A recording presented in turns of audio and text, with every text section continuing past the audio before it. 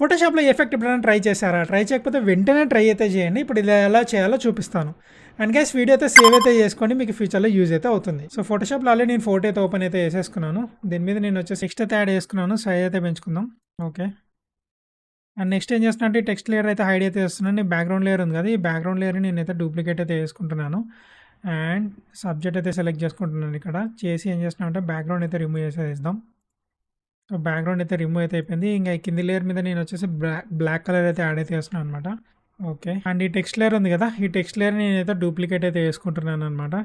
చేసుకొని ఒక లేయర్ వచ్చేసి నేను ఇమేజ్ కింద అయితే యాడ్ అయితే వేస్తున్నాను ఇక్కడ కింద. నెక్స్ట్ ఏం చేస్తున్నా అంటే ఈ టెక్స్ట్ ఉంది కదా ఫస్ట్ లేయర్, దీని మీద సెలెక్ట్ చేసి రైట్ క్లిక్, ఇక్కడ మనకు కన్వర్ట్ టు షేప్ అనే ఆప్షన్ అయితే ఉంటుంది. సెలెక్ట్ అయితే వేస్తున్నాను. చేసిన తర్వాత నేను ఏం చేస్తున్నాను అంటే ఇక్కడ మనకు వచ్చేసి ఈ రెక్టాంగులర్ టూల్ ఆప్షన్ అయితే ఉంటుంది కదా, దీన్ని అయితే సెలెక్ట్ అయితే వేసుకున్న తర్వాత ఇక్కడ ఫిల్ ఆప్షన్ కనపడుతుంది కదా, దీన్ని సెలెక్ట్ చేసుకొని ఇక్కడ నన్ను అయితే సెలెక్ట్ అయితే చేసుకోండి.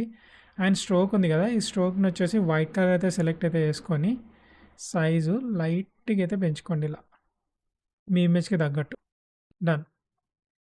ఈ రెండు లేయర్లను అయితే సెలెక్ట్ అయితే చేసుకొని లాక్ అయితే వేసేస్తున్నాను.